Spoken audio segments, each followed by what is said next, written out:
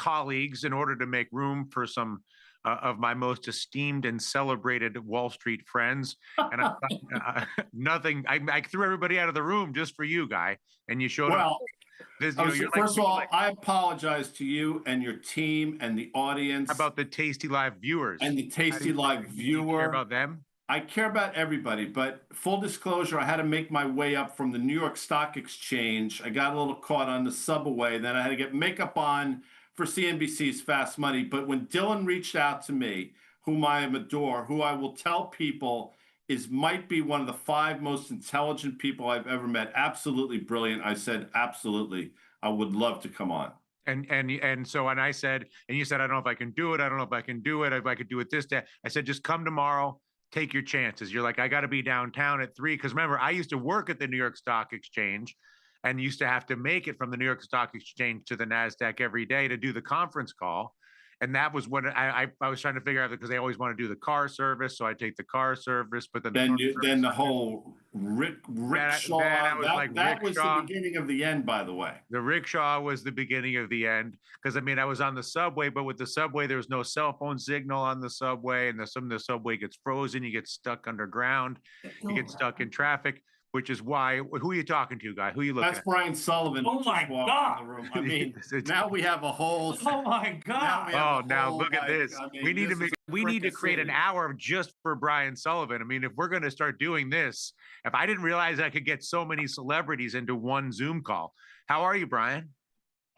This is what a treat, my man. Are you like, somebody told me you're living in Italy? This is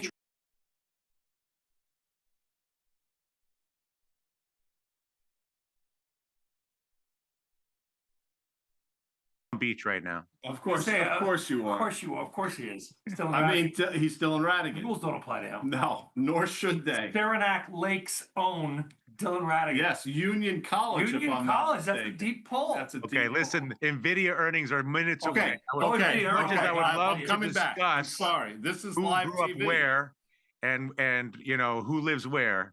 All right, let's talk. So one of my favorite things at the beginning of our career is that I believe that you have always been very honest about the fact that you don't really know. Right. Which a lot of people in Wall Street especially like to pretend that they do know. And that you're very generous in trying to help other people to know what can be known, and also to be comfortable not knowing and be able to make a career of investing without feeling the need to know. And so for me, that's sort of the most, you talk about, you know, you compliment me a lot and that's nice, but I believe you're one of the greatest people. You're one of the Wall Street's greats at giving people permission not to know and permission to learn how to make a living while understanding you don't have to know everything. And so let's break that down a little bit. And, you know, when you had the idea for Fast Money, and let's be clear, Fast Money was born from an idea that you had and that you incubated. We did Fast Money as a segment all through 2006. And we probably went through hundreds of people that auditioned, screen tested for whatever, a yet to be named show. And the original group was interesting in a word, unique in a word. But this is what I have learned and what I knew intuitively when I started in 1986. In our world, if you're right 15, 20, 25% of the time, you are Ted Williams, you are Joe DiMaggio, you are Lou Gehrig.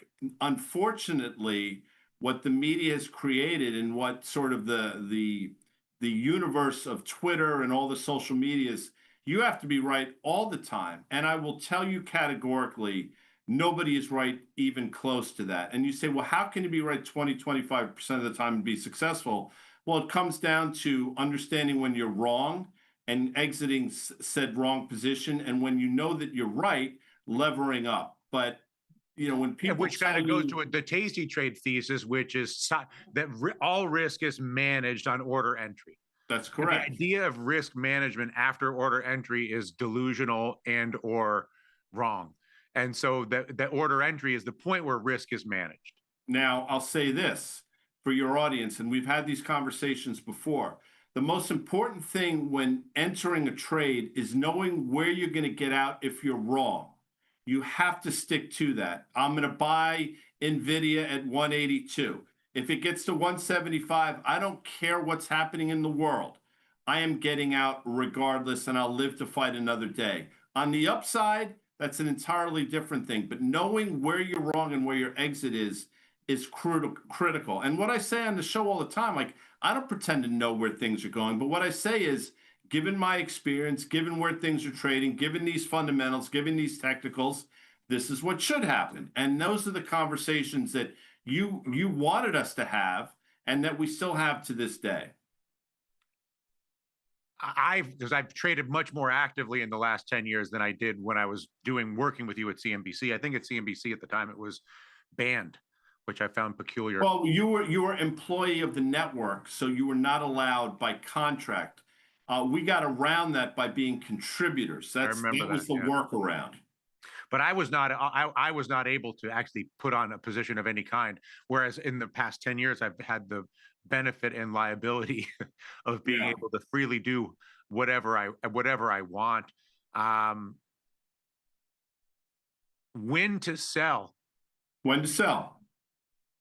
That's the most everything. Important thing. So let's talk about that for a second. But not just on the downside, on the upside too. I just think it's when to sell every which way you can look at it strikes me as by far the most the most difficult thing. All right, so let's play that out a little bit because I do think that's important. We just went through when to sell when you're wrong, and I don't think there's not a hard and fast rule. It changes for every stock you're trading or every situation. But when you're right, when to sell. And I play this game with people and I say, okay, let me ask you this following question. If you bought, and we'll play the NVIDIA game, if you bought NVIDIA at $100 after the sell-off in April, and I told you within the next few months, it's going to be $140, it's going to go up 40%, would you sign up for that? I guarantee that 99% of your audience would have thrown their hand up and said, absolutely, where do I sign? Well, it went up actually 80% from there. And there are people in the audience right now that probably did buy it there that have probably done nothing. Good for them. The problem, of course, is everybody sells. This is what winds up happening. People say, well, it was just 180. Now it's 174. I can't sell it here. Maybe it'll bounce on during the conference call. And then tomorrow we come in and I'm just playing it out. And I'm going to interrupt you just because NVIDIA is crossing. So here we can live it in real time. And that's where it's trading, about 175. And so my point is $1.05. Right now it's $1.05 versus $1.01. So it's basically at expectations, up 54%. Revenue at 46.7, which was light. No, it was at the numbers. 46. I think the whisper was about 48, but okay, well, play it out. I'm saying 46. My point, I have a different point with NVIDIA if these numbers are correct, which is 46.7 revenue on 46.2, EPS $1.05 on $1.01, data center revenue 41.1 on an estimate of 41.2. So maybe a touch light. Mm-hmm. My thing going back to NVIDIA a couple of years ago was the street had no ability to model the business. None. You saw those Meta earnings, Meta's recent quarter. I look at it as an indictment of the street. Flipping it over, it seems to me the street has a handle on NVIDIA right now. I mean, let's talk. Like you say, it's funny you say it's not funny, but think about when NVIDIA really got started, and you say the street didn't have a handle on it, and I would agree with you. NVIDIA, I think it was 2.5 or 3 years ago. Don't at me if I'm off, but they guided from a $7.5 billion quarter. They guided up north of $11 billion. That was a 50% upward revision guide. So you say the street didn't have a handle on it. Well, it turns out NVIDIA didn't either. Now, those numbers have obviously grown by a magnitude of 5, but the percentage gain, the percentages in terms of revenue guides have gotten increasingly smaller. The absolute number bigger, the percentage guide smaller. And at a certain point, the street's going to wake up to the fact that, okay, maybe things, although as crazy the numbers are, maybe things are slowing down. Now, the real key thing to watch is margins and where they guide for margins going forward. They've enjoyed 75% margins because they're in the pole position. But if competition starts to come in a meaningful way and you start to see deterioration there, I will tell you, the history of semiconductors suggests it never reinflects to the upside. So that's something else you have to watch. And the street doesn't like this. I mean, basically at the number or like you said, a little bit light. So, it brings up the bigger conversation, which is the conversation, which is, does the street have a handle on AI? I was talking to Sosnoff earlier today. We were just carrying on about the obvious comparisons of this moment, and also because I'm down in Florida for this hotel board meeting where it's a tech company. So we were out with the Google team last night, and we were teasing them about GPT and how nobody uses Gemini and blah, blah, blah. It's very clear that we're in a moment, in my opinion, that is not dissimilar to 97, 8, 9, where it's Sun Micro and it's Lucent and it's Alta Vista and it's InfoSeek and it's. What is your sense of where we are in the AI cycle? Yeah. Not in terms of the industry, but in terms of stocks. You know, Well, I'll tell you, Brian Sullivan is in the room listening, and he's throwing his hands up in an agreement, in accord with you, and saying, you know what, Dylan's exactly right in his assessment. This feels hauntingly similar as to what we saw, back in the late 90s. but Without Sosnow's question. point was Sun Micro, carcass, Lucent, carcass, Alta Vista, carcass, InfoSeek, carcass. Everybody was a carcass with the exception of Amazon. Think about what happened with Sun Micro. Their CEO came out and actually said that the math is unsustainable around our business, around our growth. And that was the beginning of the end. Now, this is also the point that I'll make. And again, I'm not suggesting I'm right, but I think things move exponentially faster today than they did in the late 1990s, meaning that it took years back then for this to play out and for the market to finally figure out. I think it's going to take months, weeks, or months if you start to see an inflection. And I think the question your audience needs to ask and answer, is there a sanctity to CapEx? In other words, is the CapEx spending that all these different companies promised us, is that etched in stone, or is there wiggle room? If things start to go pear-shaped in the economy, I happen to think the first thing that's going to start to get cut is this CapEx spending. And everything, to me, so much has been predicated in this market rally on these CapEx numbers. So that's the next domino, I think, that's out there. So, I mean, do you have an opinion? Do you play it all with, because I've been playing a little bit with the AI related names. Specifically, I'm a Google lover. I feel like I feel like Google's underestimated and underloved relative to Microsoft, relative to NVIDIA, relative to Meta, et cetera. I believe that Google is in a much better position than people give them credit for. And that's manifesting. Doesn't show it.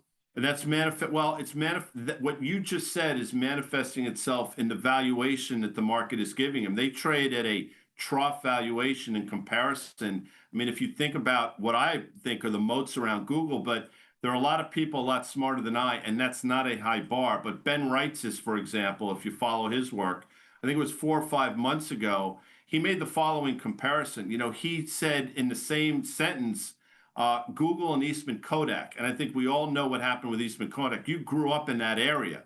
And what he was basically saying is there's a seismic shift going on underneath the feet of Google in the form of AI, and their search business could be compromised. And I think that's one of the reasons the stock trades at a trough valuation. Now, I think the good news is we recently, when I say recently, I think yesterday, we took out the previous high in the stock. So it appears as though technically we might be at an inflection point and breaking out. So I think your assessment of Google is correct. And I'm also just biased because I just spent a day with them, but I'll tell you what I learned without sort of compromising anything. But it's obvious that Chat GPT is the consumer favorite. Like it's sort of like GPT is the sort of default consumer like favorite. And for sure, Gemini, which is the Google product, most people probably don't even know the name as a consumer product. But what became apparent in looking through the demos on the Gemini side was Google, which has made a large fortune, many, many hundreds of billions of dollars, monetizing search, selling keywords, selling all the tagging and targeting that is sort of the bread and butter at Google and then ultimately Meta.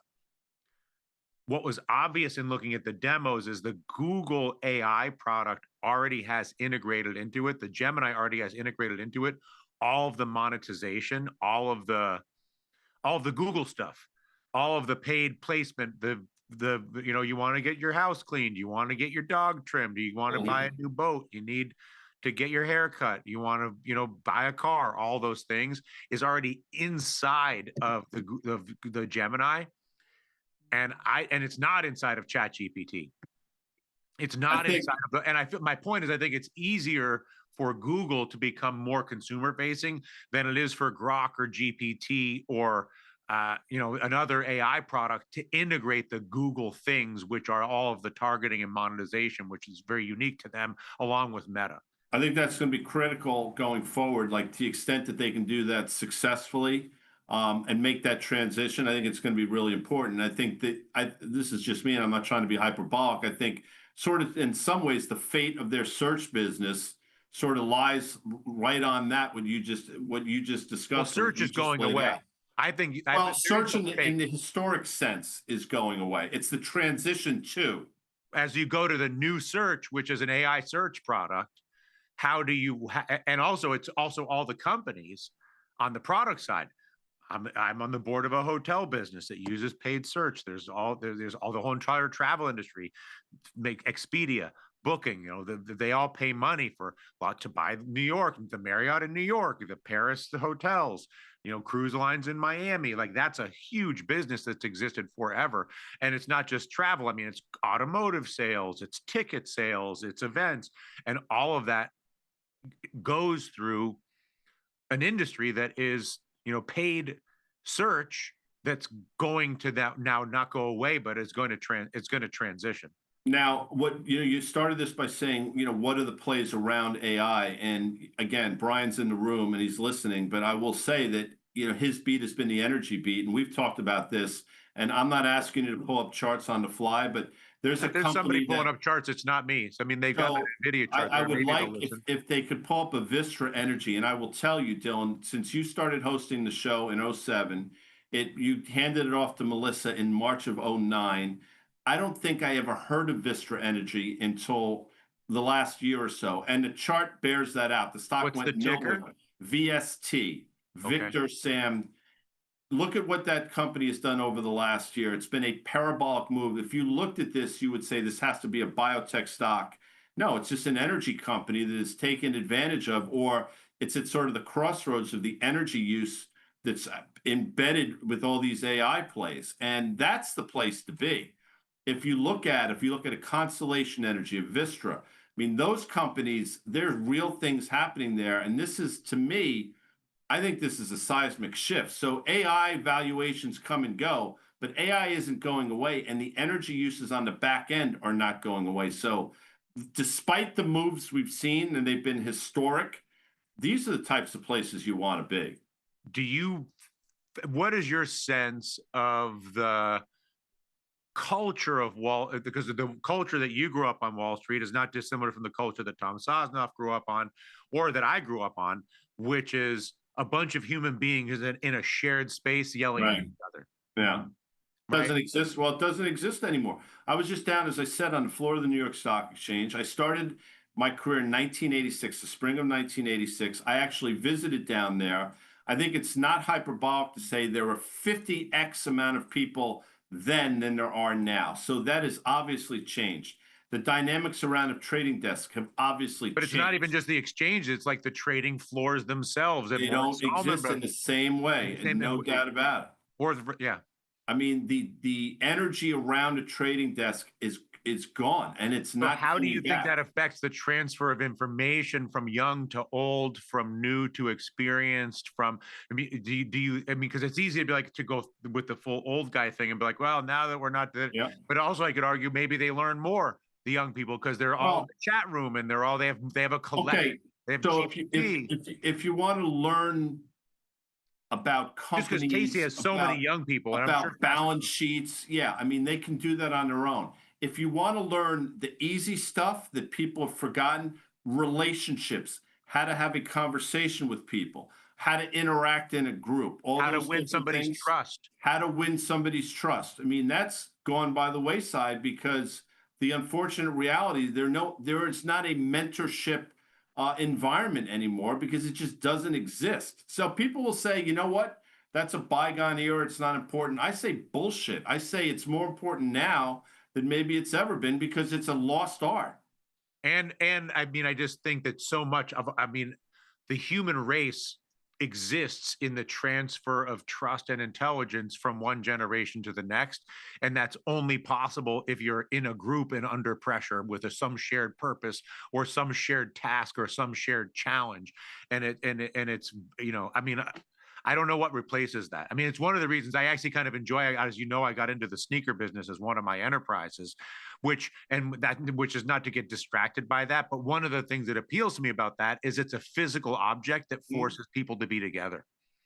You Well, can't think make a about sneaker again, and not, you can't make a thing. It doesn't have to be a sneaker. You can't make you can't make an object without being in relationship with each other in the object. It's think not a about physical again product. going back to the early days of fast. And I'm not. Hopefully, I'm not boring your audience, although that might be happened, 20 or so It's minutes ago. inevitable. I do it every day, so don't But worry. Mad Money started, and the success of that show allowed some of the people there to sort of come up with the next. And you had this idea, but what No, you're but it talking opened about Mad Money, now, opened the real estate for fast money, of course, no it did. question.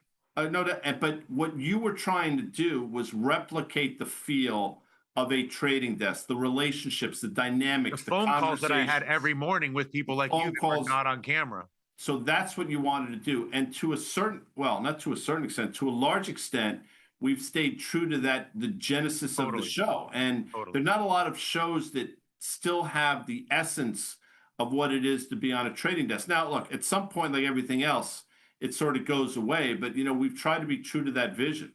Yeah. Do you feel, do you know, how much do you, I just know at Tasty that the audience and that the audience skews male. I think Yeah, most of financial course. products skews male and skews older because older has more money. But in the scope of older and male, my sense is that Tasty, my knowledge is that Tasty also does skew slightly younger in the Hmm. sense because Tasty, those they you trade $100 accounts, $50 account, like these little accounts just to learn how to do it.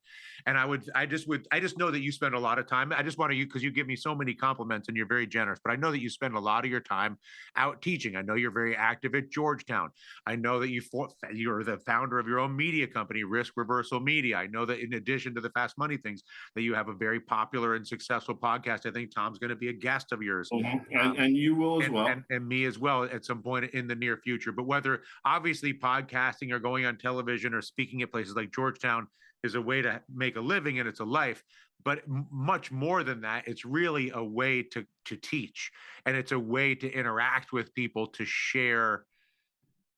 Yeah. And I just Well, sort of I'm interested in your sense of the receptivity, who's the audience, how is the audience, is I because I actually think in the era of AI and the atomization of life, Mary Duffy and I've talked about this a lot, who's another NBC executive, about the value of physical interaction now is at an all-time high. I agree. I agree 100%. And I will tell you the importance of that in this world where, AI has disrupted so many things. I think all of a sudden what you just talked about is more essential than ever. And I think there's going to be a value put on that. And, not I'm Roman Catholic, half Sicilian, half Italian. So I'm not one to quote from the Talmud, but I will say this.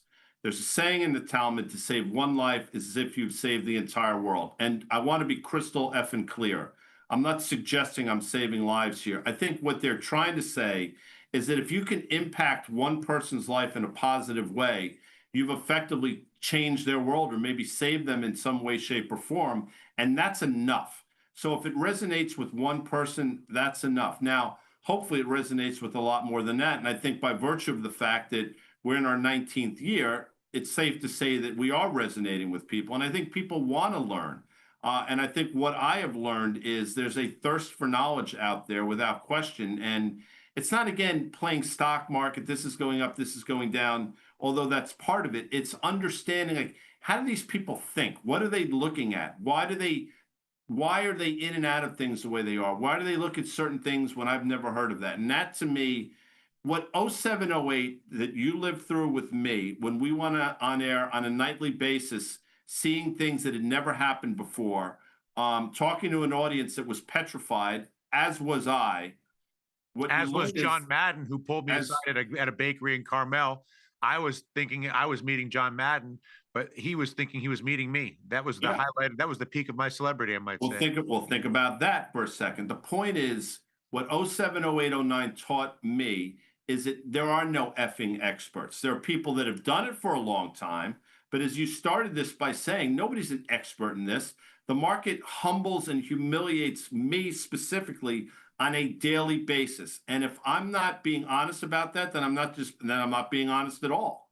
What's the distinction? Because I know you got to get ready for for fast money in a couple of minutes. So I won't keep you too much longer. But what's the distinction between what's special about your podcast? Why the podcast? What are you doing on that podcast? No, I That's appreciate that. Well, what we learn, I think what you know on an hour-long TV show, and I just again open, just complete full disclosure. I love CNBC. They've been extraordinarily good to me. You opened the door for me. CNBC's been great to me, and I will never underestimate the importance of the show. But what I've also learned is on an hour-long show that probably runs about 46 minutes of airtime. I mean, it's a lot of soundbite stuff. So what the podcast has allowed us to do is to get a bit more granular at times, let people see more of our personalities, to be a little more, if believe it or not, open, not open about things, but maybe even a bit more irreverent in terms of the things that we're talking about. And it just sort of, I think it's fast money on steroids in a certain way. I and mean, who in else some is on the ways, podcast? Like, what's the name of the podcast? Who else is on the podcast? it's a with risk you? reversal podcast. It's Dan Nathan, who you're familiar with, and Yep. me. We have guests pretty much every week. We have a few different guests. It's a weekly We do product. it. We actually do a daily podcast. The one that most people sort of really tune into is the one that we tape on Thursdays. It drops on Fridays. I think this week, I'm Rebecca Patterson. I think is coming on, if I'm not mistaken. I don't have it in front of me, but we have that caliber of guests, and it runs the gamut in terms of people that we talk to. A lot of people you've seen on the network, a lot of people that you haven't seen on the network. Now, you know that I've moved to Italy, Good for and you. and you Everybody like to should. and you like to identify yourself as an Italian. As I just stated, all half Sicilian, half Italian. I heard There what is a you said, distinction. but I Yeah. chose not to rise to that particular provocation because I got to pick my spots. But they're building a bridge, and you're just going to have to deal with it. So, Well, but, the Straits of bridge. Messina, that is, you could throw a football across from the mainland to Sicily. You know this. I'm aware. Does it irritate you that an Irish Jew such as myself, Right. has taken up full residency? I have Not at all. papers. Are you Not at okay with all. this? I think if you know anything about Italians, they're very open people. They're very welcoming people. I think you have embraced Italy, but more so, Italy has embraced you. And I They think have you indeed. have learned something about yourself by virtue of the fact that you've lived there, that more and more people, the world should be more like Italians and the country of Italy. Now, one other thing that I have learned, and then I will let you go to your professional obligations, is that the people of Italy that I meet in Italy are very different than the people of Italy that I meet in America. And that surprises you. Why? Did you think otherwise? Did you think Like the Italians in Italy, you think guy? the Goombas you see walking around here are somehow emblematic of true Italians? Hey, Italians See? in Italy No. they're beautiful, they're graceful, they're kind, they're not quiet, but those are the words I describe him with: beautiful and graceful, kind. I am kind. But beautiful and graceful, Dylan. Look at this Yes, guy. I'm coming to do the show in a minute. No, but Italians, I think that the reason that they're leaving. beautiful people. So I'm going to leave you with this story because sometimes I go to Rome on a regular basis because I like to see the Pope. I'm sure he feels the same way about you. Yeah, he does. And so I was, and then Tom Sosnoff on Tasty works with Anthony Batista, who by his namesake you might think may. I know. Said Tony Batista. He may have an affiliation with your nation state. And so at one point we're down there, and there was doing this big thing, and there's people walking around with candles and things, because the Catholics, they really believe in magic. They're like, well, no, it's not magic. Okay. You're making it sound like there's some like Las Vegas and show. Incense Not, and yeah, okay. wearing gold. They get real crazy about it, but whatever. And so I'm sitting there with Tony, and he's like, what was going on down there? And I wasn't thinking, because I have a garden. I keep a garden in the back of my apartment in Milan, like a flower box, like planter box. Have you grown lemons at all? I do grow lemons, of course, The flowers of a lemon tree are extraordinarily fragrant. but Anyway, back to really, you. but my prime listen, lavender is my primary crop because you need to have lavender just for many reasons, especially Yeah. when it comes to women. But unrelated to women, you're going to need rosemary. I have it for the kitchen. And so I got my rosemary, I got my lemons, and I got my lavender. So I got my three worlds. And I'm sitting down there with the magical Catholic thing with the candles and the smoke and the flags and the marching and all the craziness.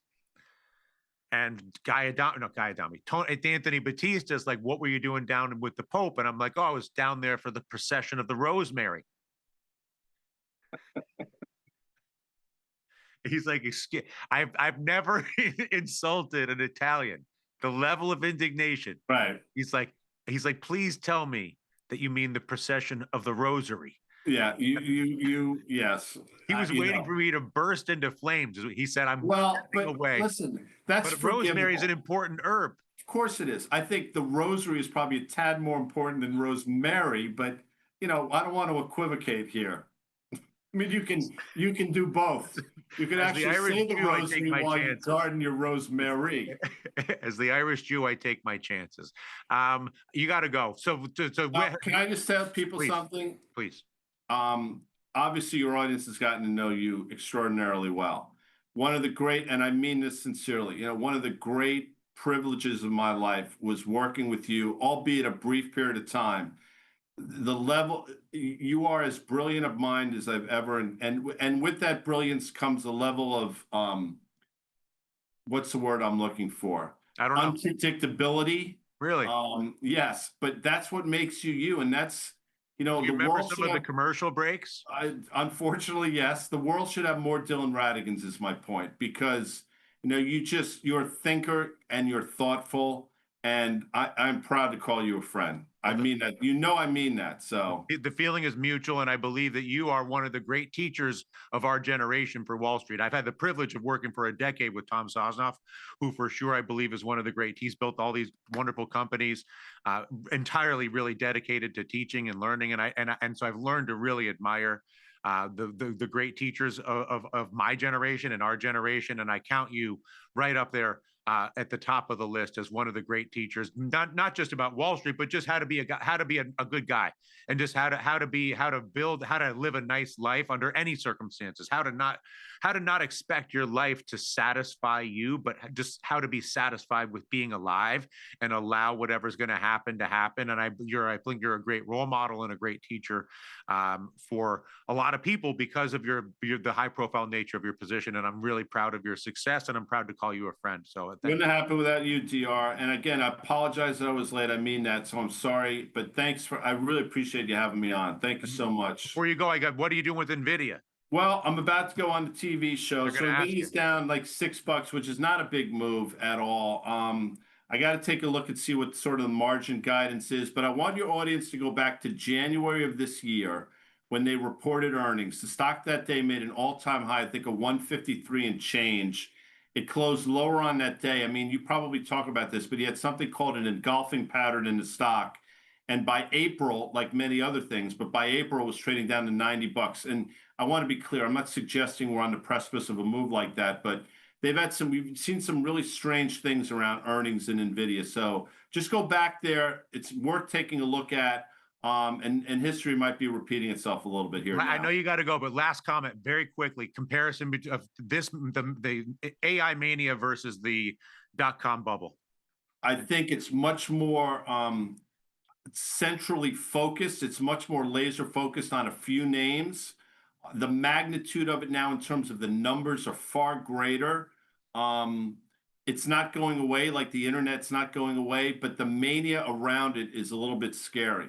I mean, when you think of a Palantir, for example, which is tangential to this, trading at close to 100 times revenues. I mean, and this is not a small company, as you know. I mean, this historically has not happened. So I think you have to keep things in context. It's bigger, and to me, it's a little scarier. My trade is long Google, short Palantir. and That's leave NVIDIA working. alone. It's working the last couple of days, Dr. So keep whipping that horse. Risk reversal media. Daily with the big one dropping on Fridays. Fast money every single day of the week. Guy's probably not there every day, but he's surely there most days. And he is the reason the show has the continuity that it has, along with a couple of other folks, but no one better than you, Guy. Thank you for making a special exception to come over and join us here on a rare, and this is the first time this is the first time in the history of Tasty Live that I've ever been permitted to bring my friends on. So it's quite exciting for me. I appreciate that. And thanks. I'm honored to be the first. Thank you, Dylan. Thanks, everybody, for having me. All right. Have a good show. We'll see you on Fast Money in 10 minutes. Guy Adami, everybody. Let's get up the NVIDIA chart so we can just get a handle. I'm not going to be as good for everybody on the overtime side as Chris Vecchio and Ilya normally are. But the summary on NVIDIA, not complex. Basically meeting the numbers, a little bit light on a couple of the numbers, delivering on Tom Sosnoff's short position in a reasonable way. You can see the downdraft, and then pulling back half of the losses only to sort of mellow out once again. I look at this as much as anything as an indication of Wall Street's comfort and understanding of the company. So I don't even look at this as a meaningful negative indication for NVIDIA, or for that matter for AI. I look at this more like the Wall Street now understands this company. They know how to forecast it. They know how to model it. And it basically no longer has the ability, the way that it did a couple of years ago, to blast through expectations because the adjustment is in place. I mentioned it in the conversation with Guy. I don't know if we can call up some other charts, but Google would be interesting to look at right now. I do think that Google is the most undervalued of the AI plays. Right now, because people feel like they're vulnerable on search. They have all these vulnerabilities. I do think that Palantir is the most overvalued of the names just for the multiple. I mean, Google's not doing nothing here, so that chart does have some action in it. But the degree to which Google pulls back because of the Palantir weakness, I would take advantage of it. The degree to which Palantir continues to perform, although you can see I'm not the first. I'm a little late to the Palantir poo-poo party. When you look at that Palantir chart, it's already starting to come back a little bit. I mean, the big thing that I know Chris and Ilya would be talking about on today's program, were they to be with us, would be that NVIDIA is bigger than itself. That NVIDIA's performance is more akin to a major economic indicator like the jobs number, or for that matter, like an inflation indicator, a CPI, PPI. NVIDIA is the definitive bellwether, if you will, for the entire AI space. It's certainly among the bellwethers as much as Microsoft or Meta might be. But again, I don't look at today's numbers as terribly alarming. I would look at any sell-off in any of the broader AI names that is tied to what happens with NVIDIA as an opportunity, not as a liability. I don't even know that you're going to get a big sell-off. We'll kind of see how this thing plays out. You can already see the debate in the NVIDIA chart if you call it back up here. Again, it stands out more as well, to Ilya's point yesterday, or maybe 2 days ago, because it's the only major name reporting, so it's not lost in the cluster of all of those names. And we can tighten up the chart a little bit closer. You'll see obviously the sell-off on the earnings, and then the sort of churn to try to get it back, and now it's settling. But the net change is still relatively small, considering the sorts of moves that we've had out of names like NVIDIA in the past. I do want to emphasize for my pleasure in being able to talk to Guy today, not just because he's an old buddy or because we have the work history, but I meant what I said in the sense that not knowing that you're much more likely. I've been much more successful in my life, and I've seen many more people around me have much more success in their lives when they're very comfortable and humble about the fact that they don't know, which then opens you up to both be more modest in the risks that you take, and also more quickly ask for help and to ask questions in a way that doesn't always happen when you're sure that you know, or when your positions get too big. I've been given the hall pass to invite another friend of mine to join us. So tomorrow, I'm excited to announce that Bill Fleckenstein from Fleckenstein Capital, who basically doesn't do any media, he and I did a lot of interviews during that brief period of the financial crisis,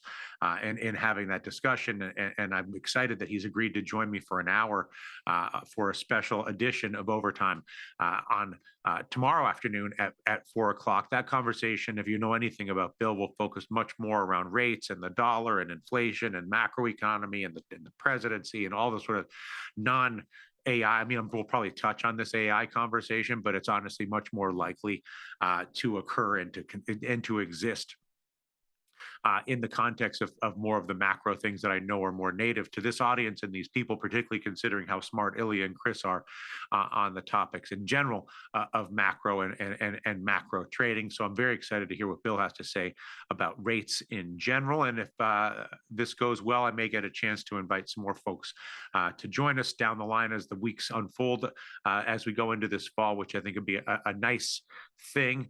And I'm going to wrap things up a little bit earlier than usual if I don't get in trouble with the producers for doing so, and leave everybody to take a handle on your NVIDIA position.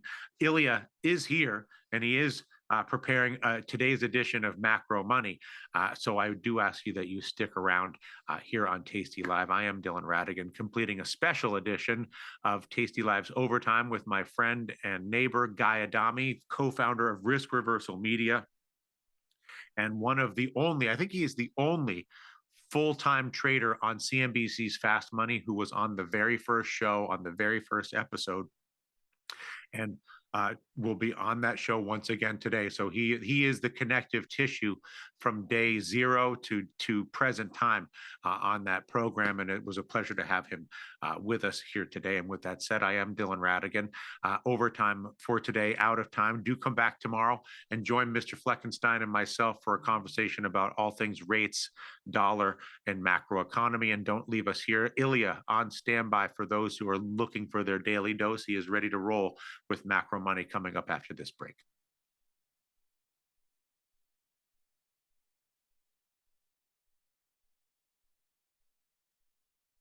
Got friends? Get $250. We'll give you a bonus for each qualified person you refer to Tasty Trade. So spread the word and earn rewards. Terms and conditions apply. The market doesn't stop. So why should you? Diversify your portfolio with stocks, options, futures, crypto, and more from Tasty Trade. Focus on the markets that matter to you. See the odds before you trade using curve analysis, IV rank, and more tools. Get industry insights that help you find your next trade right where you need it. Tasty Trade. Download today. If you've ever been curious about where to start with crypto, join me, Ryan Grace, for the Tasty Crypto Show. Alongside co-hosts and industry guests, we'll break down what's going on in the market and show you how to take advantage of crypto. No hype, no shills, just crypto know-how. Watch us live, join the chat, and fill your bag each week on the Tasty Crypto Show.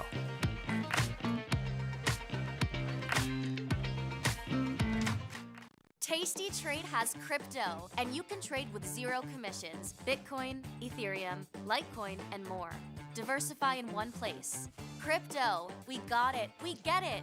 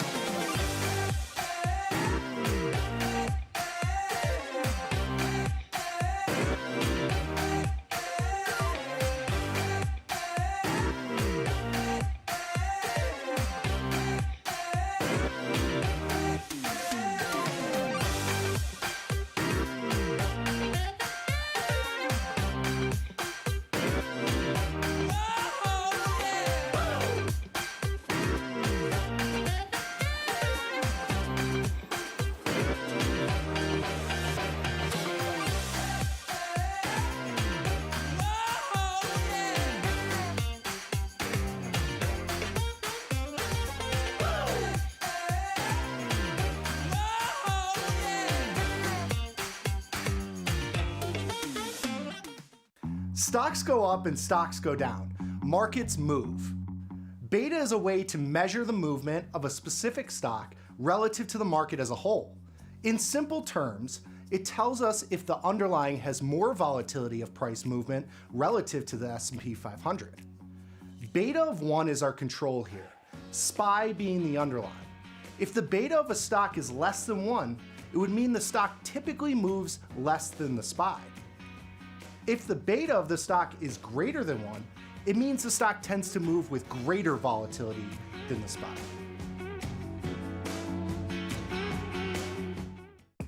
Ready to take your trading skills to the next level? Dive into the world of stocks, options, and futures with Tasty Trade courses. Whether you're a beginner or more advanced trader, our courses can empower you with the knowledge to succeed. Watch as our team in Chicago shows you how to use the Tasty Trade platform and go over the basics of trading. Perhaps you'll learn about a new strategy or a potential product for your portfolio. To find our courses, go to the Manage section of our web platform or head to courses.tastytrade.com. Start taking control of your financial future.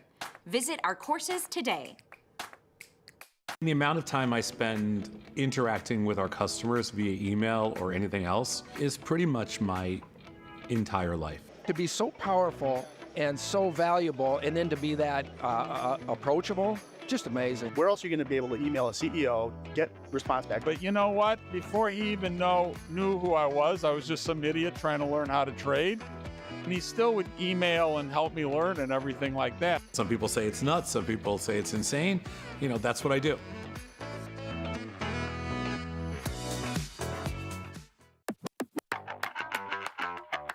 When somebody says tape action, what do you think of? To me, tape action is a little bit of a historical term because that's how they used to relay the different information for all the different underlyings that you could trade. They would share like the price, the volume. So it'd be a way for people to kind of get a gauge for different markets. But now I just kind of think of it as that little line of information on your screen when you're watching your financial news outlets and seeing what all the different products are currently trading for. What's a Johnny trader? A Johnny trader is defined as Nick Batista and myself.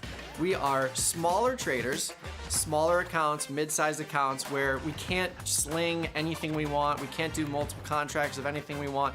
We are really defined to specific parameters in trading in a small way. So a Johnny trader is just someone that might be doing one lots, one contract here and there, or trading smaller price products.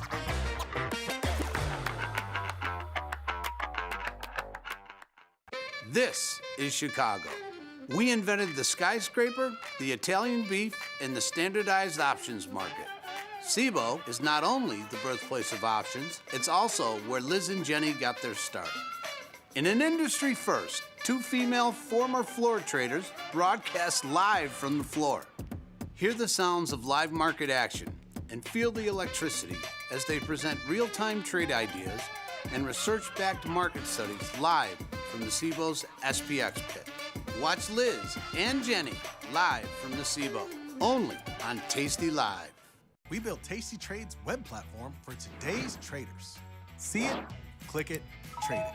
Drill into data, find opportunity, and track the action with hundreds of indicators. Track your options profit and loss history over time per symbol. Note your progress and plan your tactics with a trading journal. Fund your account and start trading right in the app. The tools, the data, the knowledge. See it, click it, trade it. Join the club. Tasty Trade. Your crypto needs a wallet. And crypto is better when it's tasty. You can now do more with your digital currencies with the Tasty Crypto app. We're proud to offer a self-custody wallet for Bitcoin, Ethereum, and Polygon. Transfer your digital tokens directly in-app and access thousands of tokens available only on-chain. Your wallet is your key to decentralized finance. Download the Tasty Crypto app and get started today.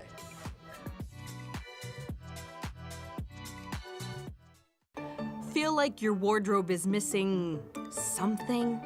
Like style, purpose, and maybe a dancing dog? Can I pet that dog? The new Tasty Trade and Tasty Live web store is now live. New merch, bold designs. Did we mention all net proceeds go to one tail at a time? Invest in the real bull market, dogs. Go to tastytrade.threadless.com. Grab some gear and help some pups. You get merch, they get a home. We built Tasty Trade's web platform for today's traders. See it, click it, trade it.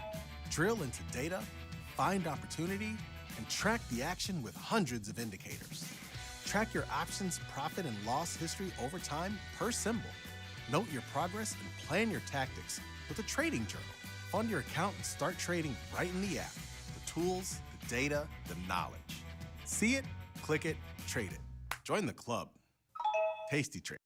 I distinctly remember getting an email from Tasty that Lookback had just been released, and I was doing the most laborious back test on the face of the earth before that.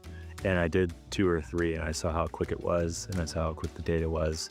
And basically, instantaneously, like, I was hooked. I'd always seen all the stuff on tastylive with all the data and all the value I thought that bring. And then it was all of a sudden I could control that and basically make my own segment for myself of what fit. And that democratization technology, I think, drastically changed not only the landscape of what's out there, but drastically changed my ability to learn at such an insane rate. And that's kind of when I developed a little bit more of my own path. I was like, this is the type of trade I exactly want to see, or I'd get some type of inspiration from tastylive to look at that. And that's when my consistency went from like 1 to 30, and I haven't had an unprofitable quarter since.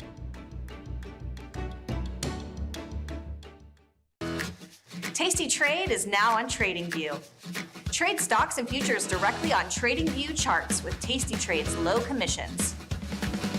Try it out and leave us a review. In the money. It seems pretty easy to understand. If I'm in the money, I must be profitable, right? Not quite. In the money is in reference to the option's strike price relative to the current price of the stock. An in the money option is an option which has intrinsic value. For a call option, that represents an option with a strike lower than the current stock price. For a put option, that represents an option with a strike higher than the current stock price. Being in the money is a good thing for long options. It's not so good for short options.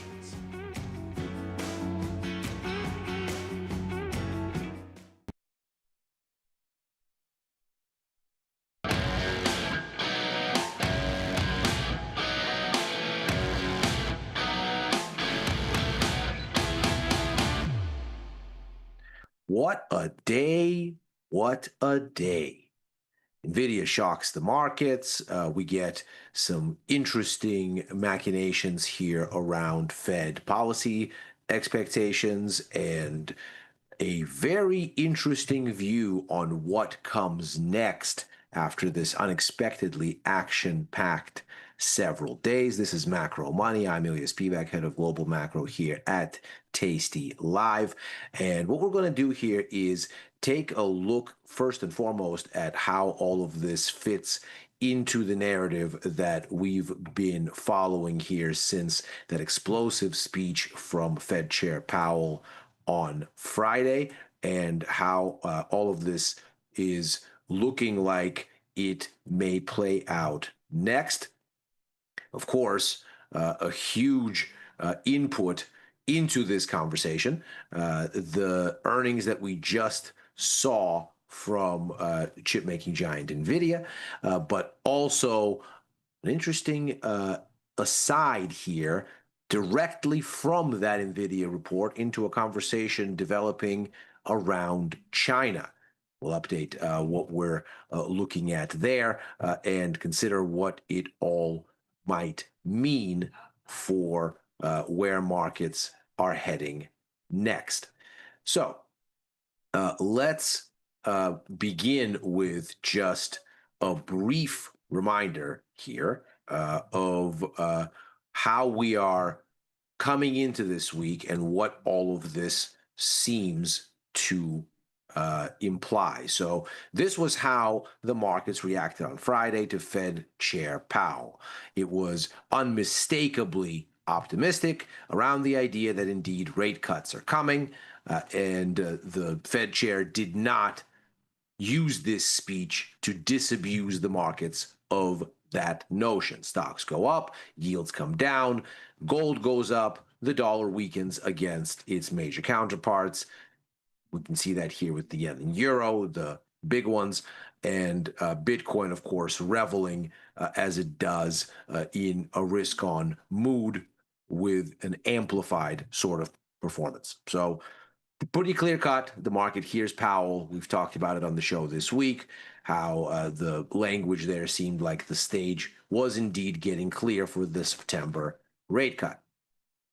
And then we look at how we performed this week. And this is before the NVIDIA news after the close, which we'll get to momentarily. Stocks essentially going nowhere. Rates a little bit tilted on the downside at the front end, down 2.24%. That's especially something that hits today after we get a pair of bond auctions, in particular the 5-year sale today, but also results from a shorter term auction. We had some more immediate paper on offer today, the 2-year FRN auction, as well as the 17-week bill sale, and meaningful declines on rates there. We have a significant low here on the 17-month bill rate, a significant low on the 5-year rate. So a little bit more confirmation from the markets, not that we needed it, not that we didn't know that this was coming, but nevertheless, a little bit more confirmation that we have a rate cut in the offing here. So markets take some additional comfort, it would seem, at least on the rates side of things, from that little tidbit, and we end up with a little bit more of an outsized move lower on the 2-year. But otherwise, things look very quiet indeed. And so we come into this conversation after that Powell speech with this sense that perhaps the markets did not find follow-through. We have the U.S. dollar notably stronger, recovering almost all of its losses against the major currencies and erasing the move against the euro almost in its entirety. Bitcoin sharply lower.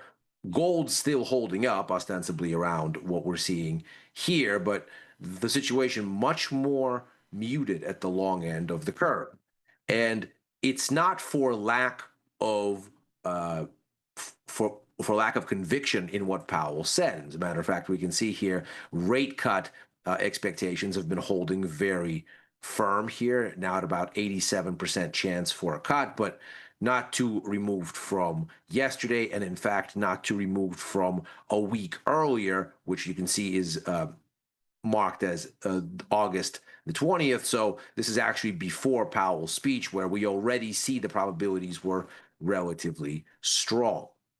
In fact, there was, we can see a month ago, a little bit of a wider spread here, a little bit of a chance for a 50 basis point cut, about a 60-odd percent chance for this cut. So already there, but the spread a little bit more dispersed, about a 35% chance that we hold. Well, that ambiguity is clearly gone and it's not going anywhere. Moreover, we can see that the outlook for the coming year has anchored around the Fed's own forecast of 50 basis points for this year, give or take some rounding error. A couple basis points here, a couple basis points there. That's, of course, the same as the forecast that the Fed has been projecting since December, well before the new administration took place in Washington and threw a wrench in the works with its tariff efforts. So the markets are anchored around what the Fed said then. The Fed has reiterated that forecast again in March and again in June. And so here there seems to be stability. Nobody appears to be relatively surprised by what's coming. The situation for next year is growing increasingly dovish and continue to do so today. We're out to 82 basis points on the menu for next year. That, of course, is a very significant sort of escalation in a story that is very clearly insinuating that the markets are still looking at all kinds of room for the Fed to keep cutting. That obviously clashes significantly from what the Fed was itself forecasting back in June. In that summary of economic projections, the Fed had a meager 25 basis points on the menu for next year. And so this is perhaps why the markets are somewhat lackluster in their follow through for what Powell said.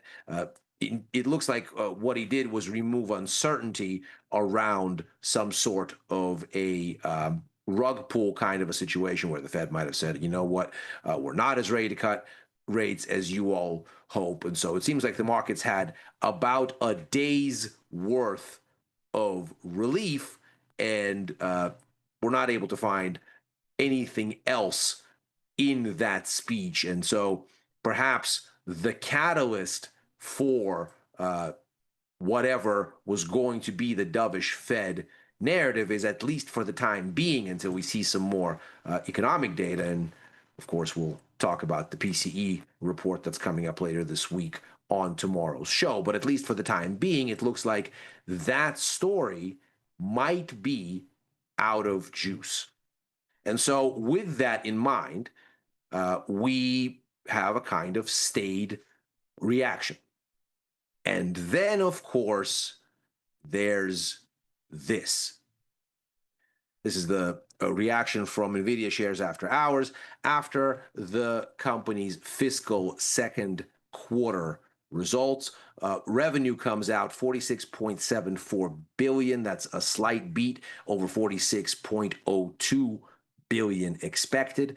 Adjusted EPS of $1.05 a share. The expectation was $1.01, so a little bit better than expected, but not a whole lot.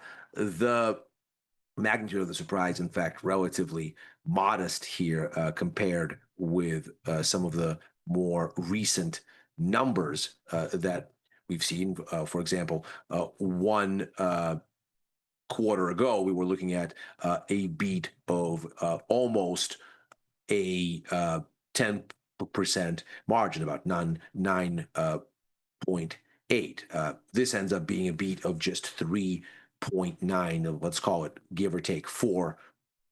So within the lower end of recent outcomes. In fact, this is the weakest beat on EPS in recent memory.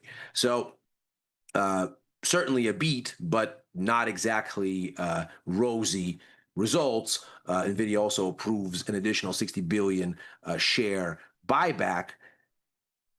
And needless to say, this, of course, is not just relevant to the company itself, as we've talked about extensively on the show yesterday.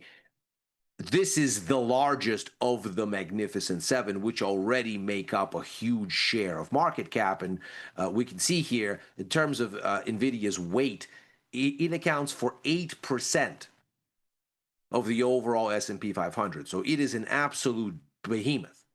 And this will not only be relevant, this disappointment, for the overall sort of story around NVIDIA itself, for the story around AI and the optimism there, and certainly then becomes a kind of macro indicator for overall market sentiment.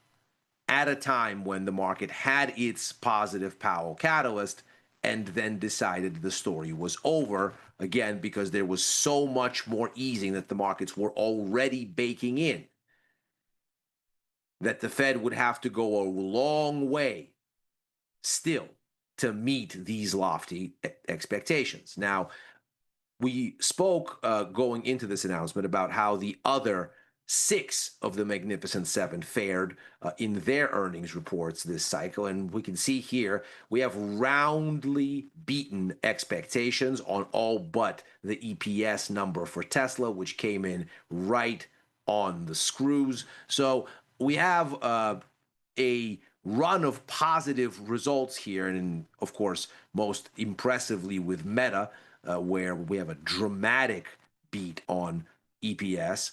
And indeed, the stock had a huge, nearly 12% day that day. But as we pointed out, we don't really have a responsive market, even in the face of these results. The markets yawn at Google and Tesla.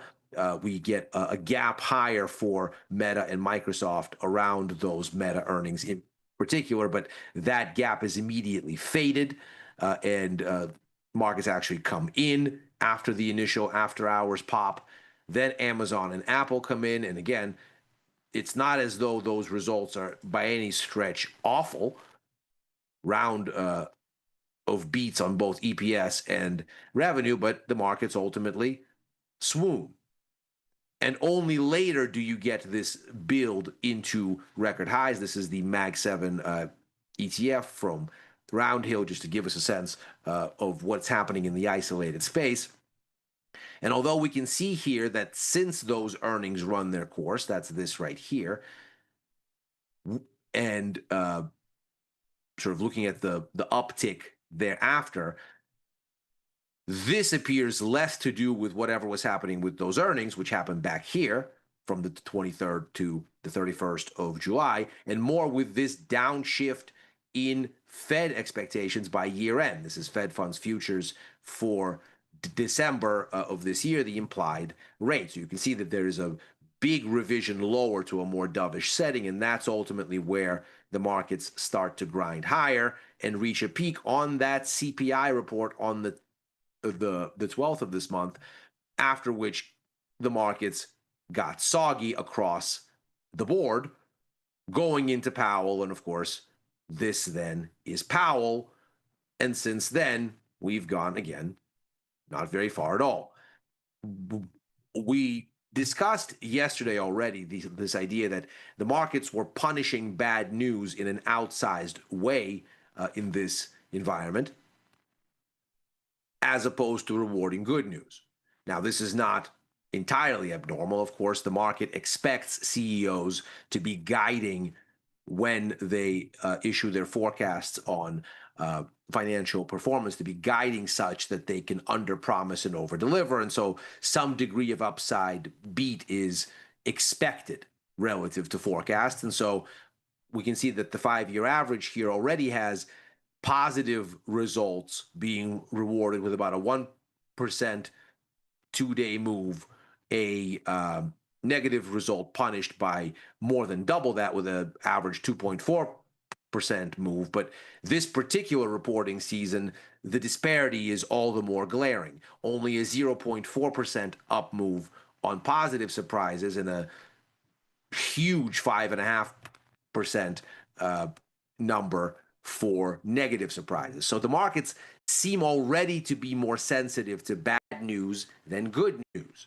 And that seems to suggest that maybe we are looking not only at exhaustion in the Fed story, but perhaps exhaustion in the stocks as driven by tech, as driven by AI optimism, and as driven by the idea that basically all of this can get front loaded into a huge sort of tech powered outperformance, everything else notwithstanding. Perhaps that story is running into a situation where it also is beginning to run on fumes.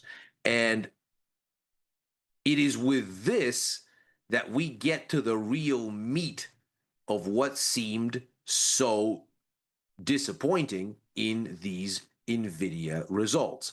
It wasn't so much that the numbers were soggy. As we say, they did in fact beat relative to expectations, albeit by much smaller margins than recent history. But the big question was their forecast on revenue. And we can see here that there was an unusually large gap this time. This is the forecast for fiscal third quarter revenue right here. And we can see here a wide disparity in expectations. And much of this disparity has to do with whether NVIDIA will be able to sell chips to China. The Biden administration blocked them from doing so. The Trump administration started with blocking them from doing so, then recently reversed that and said, well, if you're going to sell chips to China, in particular the H2O chips that were slated for it, well, then you have to give us a 15% cut of the sales. And so there was a lot of question as to whether these forecasts would include sales to China in the estimates, suggesting that the company expects that market to become open. And when we look at the estimates for third quarter revenue that NVIDIA released today, it is somewhat soggy, 54 billion plus or minus 2% leeway against expectations of 53.46 billion. So definitely on the low end of expectations here. Certainly doesn't help that data center revenue came in a little bit light for the second quarter, 41.1 billion versus 41.3. But it's really the forecasting that stands out.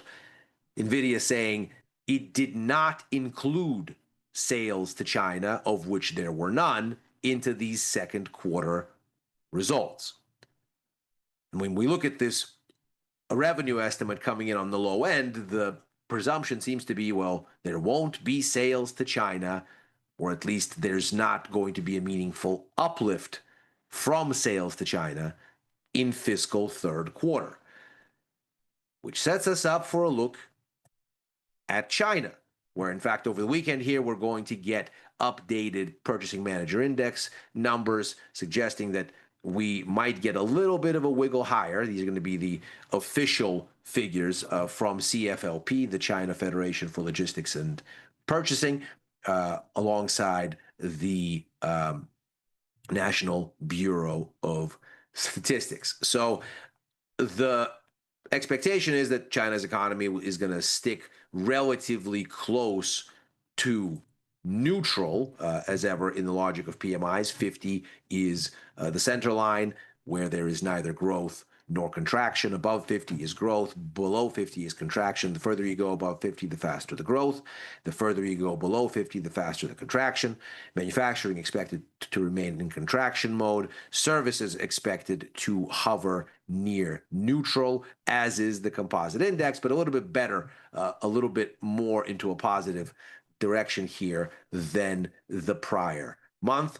Of course, this is a critical story about demand from the world's top three sources of GDP growth. Between the US and the Eurozone and China, we have 58% of global GDP. And as we can see here, Europe has been quietly improving here a little bit. The US has remained relatively strong. Looking at the S&P global version of the numbers, China has been soggy.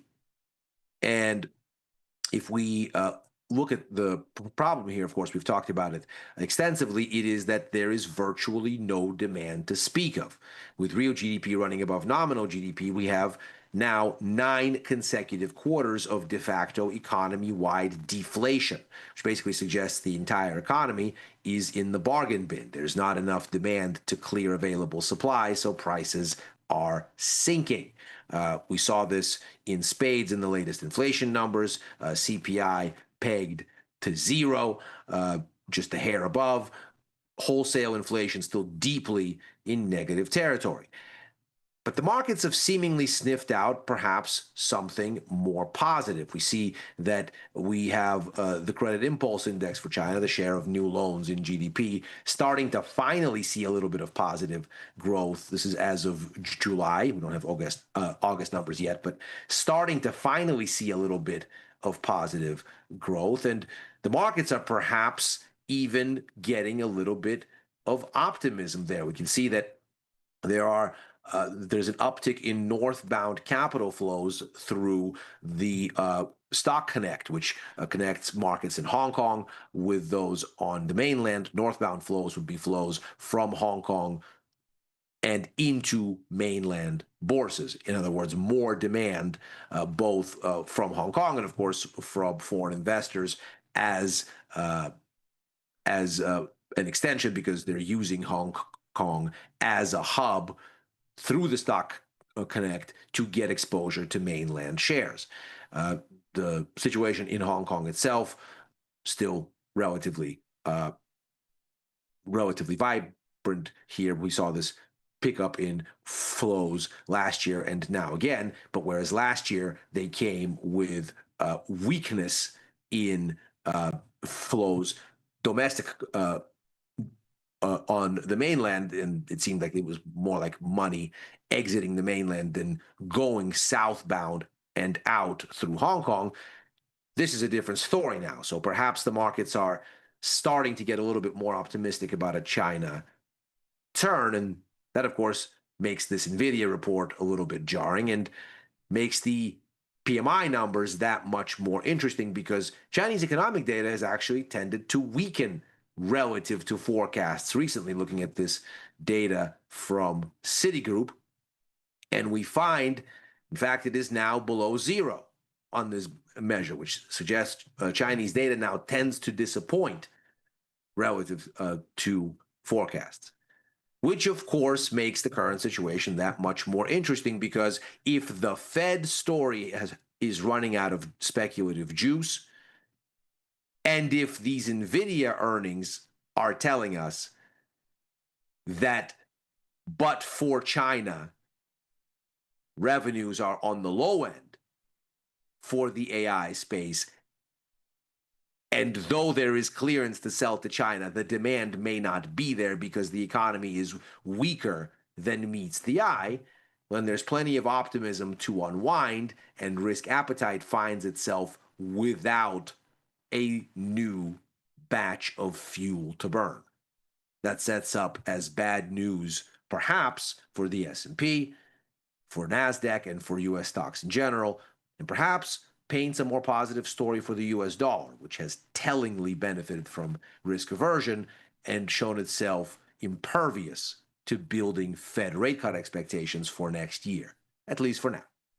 And that is Macro Money for today. As ever, we are here right after Overtime, a show that I co-host with Dylan Ragan and Chris Vecchio, looking at the Wall Street close and where things may go therefrom. Writing for the News and Insights portion of tastylive.com, commenting at Ilya Spivak on the platform formerly known as Twitter and on Blue Sky. If you're watching on YouTube, like and subscribe. Macro Money's back tomorrow. Happy trading.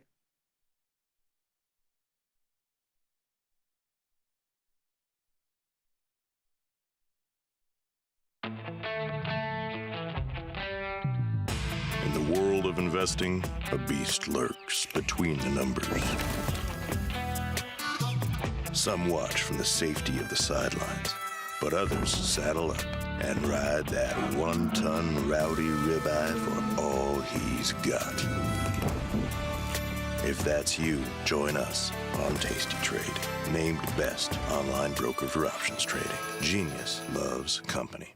The amount of time I spend interacting with our customers via email or anything else is pretty much my entire life. To be so powerful and so valuable, and then to be that approachable, just amazing. Where else are you going to be able to email a CEO, get response back? But you know what? Before he even knew who I was just some idiot trying to learn how to trade. And he still would email and help me learn and everything like that. Some people say it's nuts. Some people say it's insane. You know, that's what I do.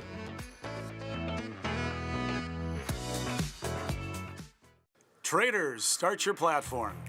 Tom Sosnoff and Tony Batista are hitting the road for their first ever live trading event, At Work by 11. It's unprecedented, unpredictable, and unlike any other financial event. Watch these masters make real trades in real time. Doors open at 8, the action starts at 9, and we'll have you back at work by 11. Sign up today at tastylive.com/events. What's one macro risk that people aren't talking about enough right now? Consumer credit. People are talking about, I feel like everyone's talking about risk these days. People are talking about like consumer credit. They're talking about like all these different sources of consumer debt is a big one. Buy now, pay later. I remember like all that consumer debt was kind of more discussed about last year. And I think those conversations are really going to start to bubble up again in the near future. Yeah. The biggest macro risk, I think, is just the sudden volatility. So, you know, politically, anything can kind of happen day to day, and I think seeing volatility at a 16 handle is just too cheap. Like, I think volatility should be at the lower end of the range, be like 19, 20-ish, and the higher end be in the 30s. That's what at least it seems like to me. So I think people are just kind of dulled to sleep right now, especially into the summer, and you got holidays and all that stuff. So I think volatility is the macro risk that nobody is thinking about right now. Calling all traders. Are you using Tasty Live mechanics and enjoying awesome results? Are you an up-and-coming options savant? We're looking for you. For over a decade, Tasty Live has shared the most inspiring stories of traders teaching themselves a new skill, using probabilities, and experiencing new levels of success. If you think your trading journey should be shared with Tasty Nation, we'd love to hear from you.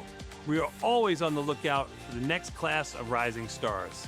Email us at risingstars@tastylive.com if you would like the chance to share your trading journey and inspire others.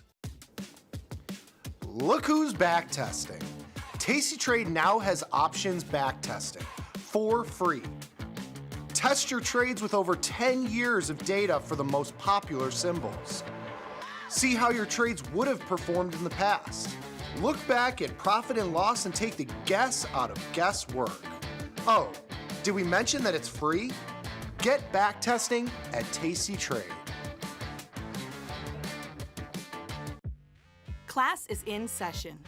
Dr. Jim Schultz is bringing the heat to Options Crash Course Live. This 90-minute show features Dr. Jim in his professional prime. All of the gimmies, none of the gotchas. Come early and grab a drink with Dr. Jim before class and stay for Q&A. The event is free, but space is limited. Register today at tastylive.com/events. It's not a lecture, it's a lifestyle. Forbes called us best online for options trading. With stockbrokers.com, we're #1 for options and futures trading. So what else can we say other than boom? Trade like a trader. Tasty Trade. Make your move. Frequent trips to Vegas, or there was a year I did a couple of them. What's the most financially irresponsible thing you've ever done in your life? Doesn't necessarily have to be trading specific. Financially irresponsible, that's a big question. Like people would say like going to college these days. I don't know. Renting, I like renting. I like the flexibility. I don't know. Maybe renting, I guess, by the book is financially irresponsible. Actually, you know what my biggest purchase right when I started my job was $4,000 on a PC setup, which was not a good idea at my salary point. I mean, anytime you take a trip to Vegas, it's pretty financially irresponsible. I would say that frequent trips to Vegas, or there was a year I did a couple of them, which was pretty irresponsible.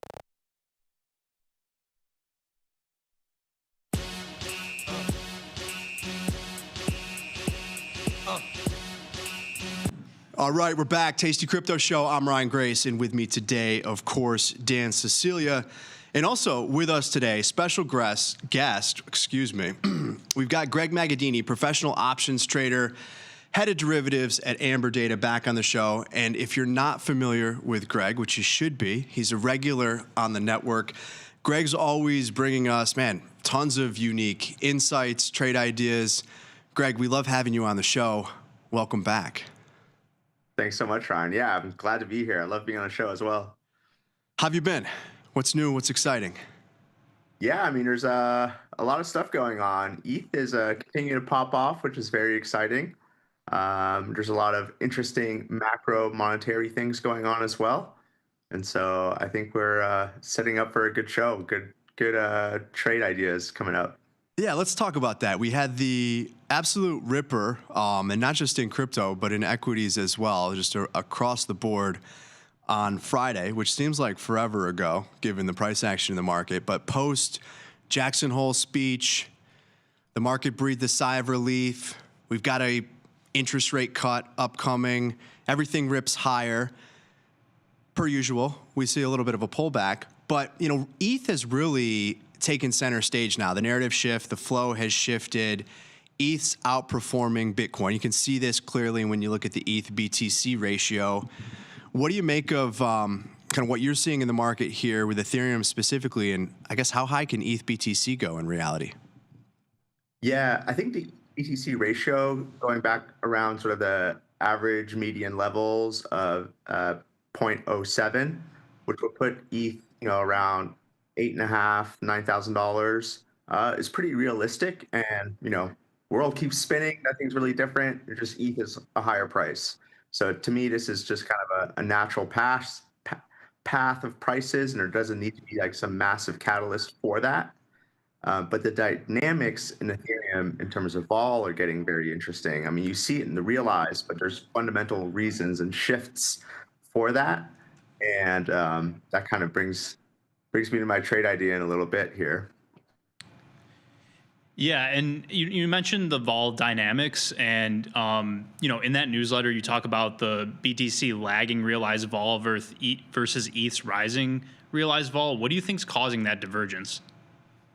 Yeah, actually, maybe we could just go to slide number 3 here because it's very interesting. So one of the things that's interesting for Ethereum, so we had sort of the Bitcoin accumulation occur a little while ago now with the spot ETF, Bitcoin treasury companies. Now we're getting sort of those same dynamics for Ethereum. So if we go back to June, total treasury holdings for ETH were about 200 million. Today they're about 12.5 billion. So that's a huge jump and a lot of buying pressure. So that's one interesting catalyst. Then you're seeing a lot of inflows into Ethereum ETFs. This would be slide number 4. So that was a laggard for quite a while, and now it's starting to pick up for the first time in ETH. So that's very interesting.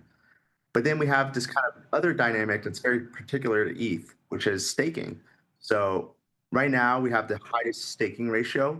30% of the ETH supply is staked. So that's a tradable float diminishing effect. So if there's less coin to trade around, the coins are going to move around more because it takes less money to move prices. So that's a realized volatility catalyst. And then what we have at sort of the last aspect, we have all the major ETF providers in the US filing for distribution of staking rewards. And that's kind of a two-banger. So not only is that a catalyst for more people to invest in ETH because now the ETFs have some sort of yield to them, but then those inflows into the ETFs are also stakes that reduces the float as well. So those are kind of two big major movers. Combine that with treasury accumulation, that's going to move prices a lot. And that decision is expected sometime in October of this year.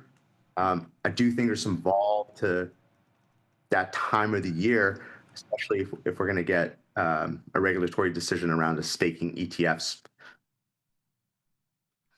So, Greg, we've got this divergence in volatility, which, as you've described, is being driven by all the attention on ETH. For the moment, at least, Bitcoin's kind of taken, I guess, a back seat. You're kind of seeing this with price action as well. I mean, I've noticed that the correlation, if you look at 90-day rolling correlation between the price of Bitcoin and the price of ETH, I mean, it's still a pretty strong positive correlation, but has broken down quite a bit from, let's say, 0.90 to maybe closer to 0.7 in some cases.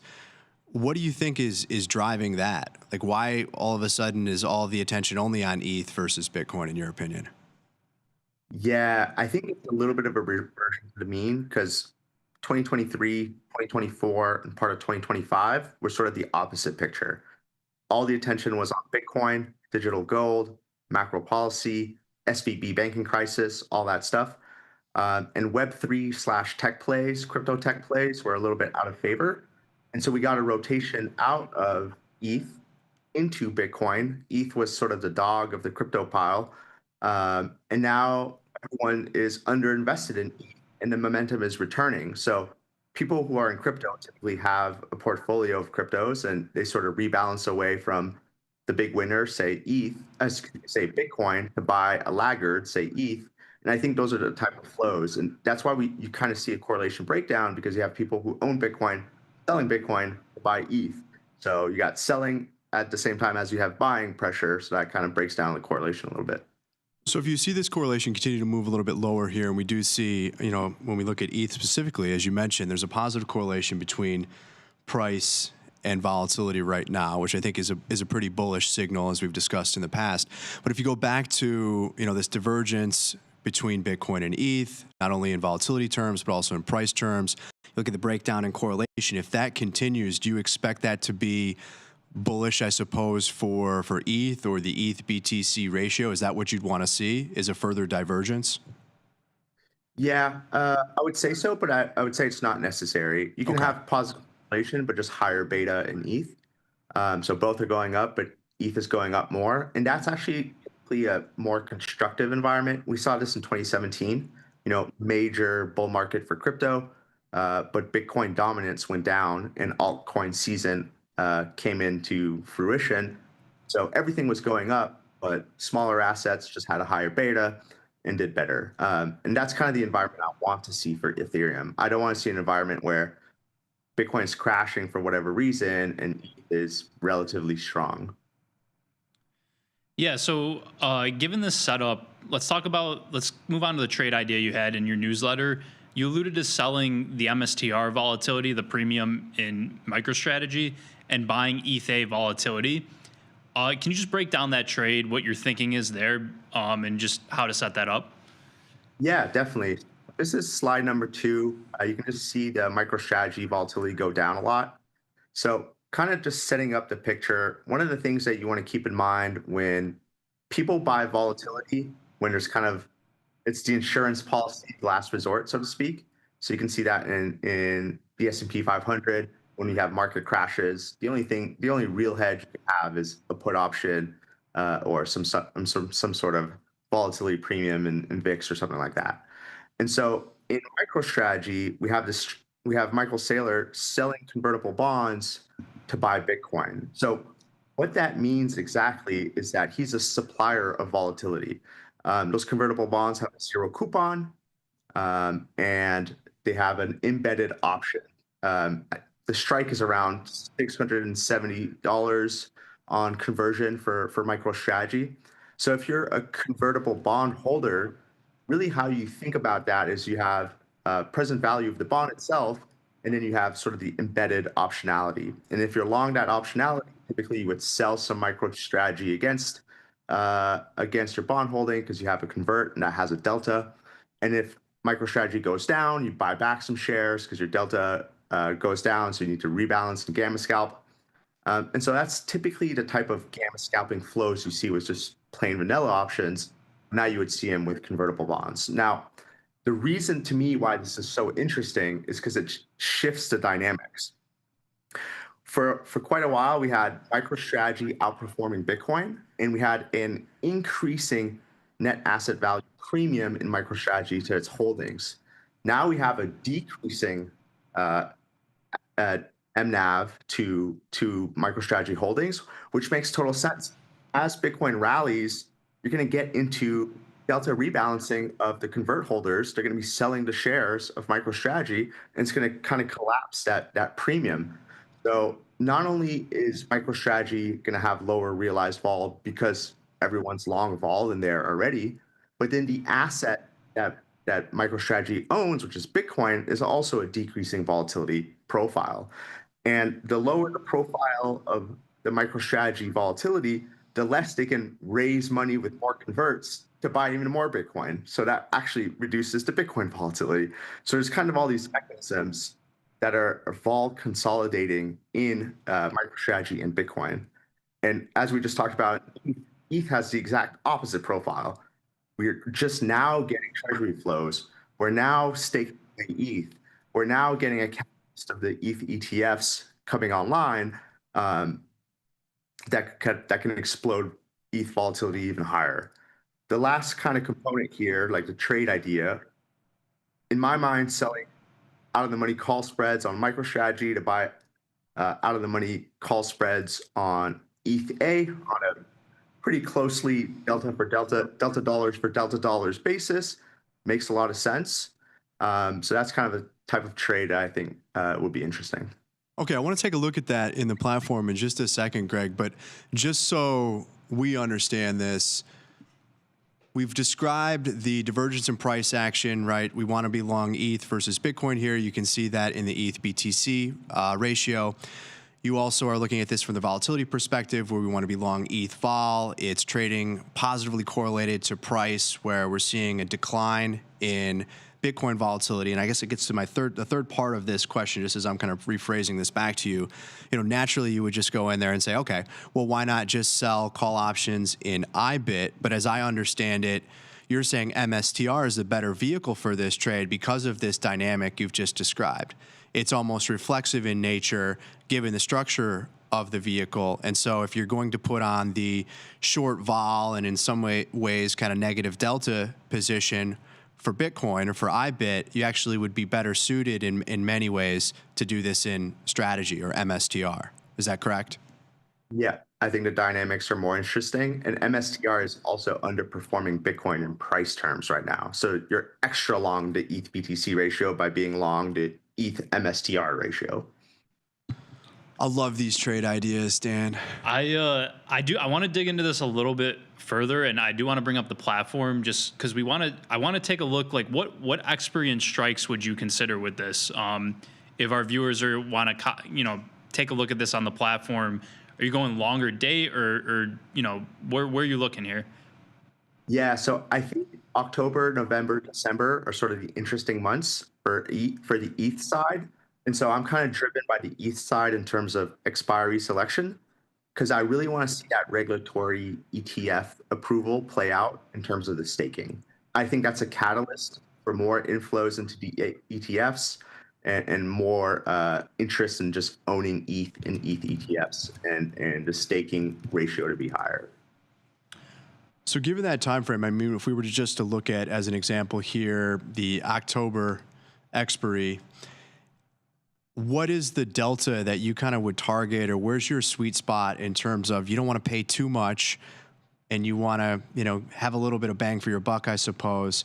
Kind of how do you hone in on what that spread looks like or what option you're going to buy, how wide your spread's going to be? Like, how do you think about risk as well in that sense? Yeah, I'm actually not too sensitive in terms of the strike selection. Basically, what I want to do here is that given the spread that I'm putting on in MicroStrategy, that's going to give me a delta. And so let's say the delta is 10 times 350 gives me 3,500 delta dollars.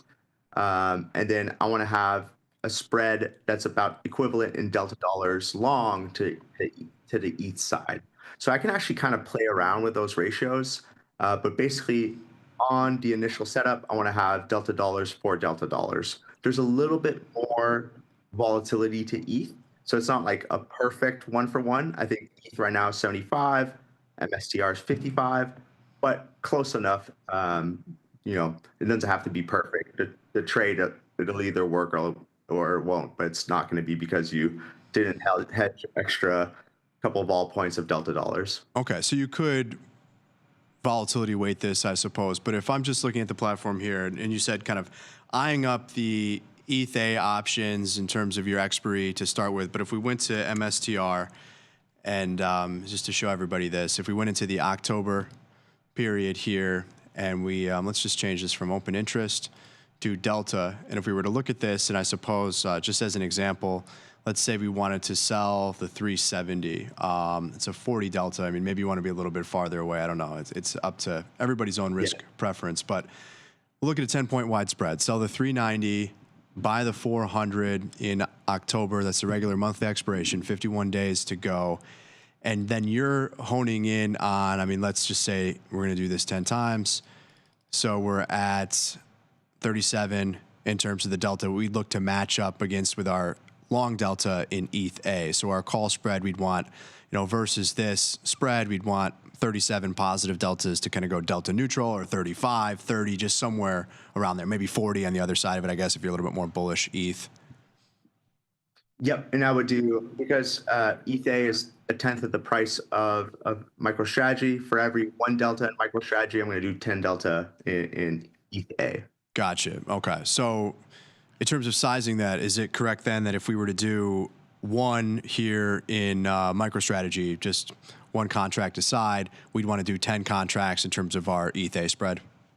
Yep, that's right. Awesome. Okay. Yeah, let's just pop back over to the ETH A option chain for just a second. So we're looking at the 390, 400. You'd be selling that. So you get the negative deltas there, get the positive theta decay as well. Go over to ETH A, and just looking at that same delta setup, about 37. We want to be in the same expiration, and correct me if I'm wrong here, Greg, but if we went out here and just start to play around with this a little bit, so this is going to get us 6 deltas. I guess you'd have to go a little bit, closer to the money, or widen the spread out a little bit in terms of how you might set it up? Yep. You could structure it either way. It's not going to matter too much, but yes. Okay. Whatever you need to do to trigger the deltas to be about equal 1 to 10 ratio in equality. Gotcha. So you definitely, again, have to go with a much larger size for those deltas to equal out or balance out here. Maybe that's 10 contracts, 15 contracts, or you kind of adjust the spread here. But that's the general concept. Again, selling premium in MSTR via a call spread, buying a call spread and getting those positive deltas and getting long vol in ETH A. Would you ever go in here and just do it naked? Sell the MSTR? It kind of sounds scary saying this, but I mean, I think as you've described, there seems to be a high probability, or at least kind of wind in the sails of kind of that short premium trade there for MSTR. But would you ever go in there and sell the call and just buy the call in ETH A and do it without a spread? Yeah, definitely. Okay.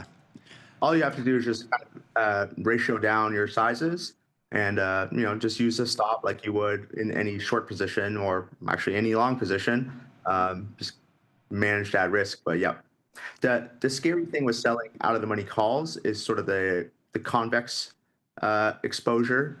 So if you're selling like 1 delta options, you're selling that in size, that can quickly explode in your face in any move in vol. But if you're selling kind of a meaty option, the payoff ends up looking more like a short stock. So it's a lot easier to control.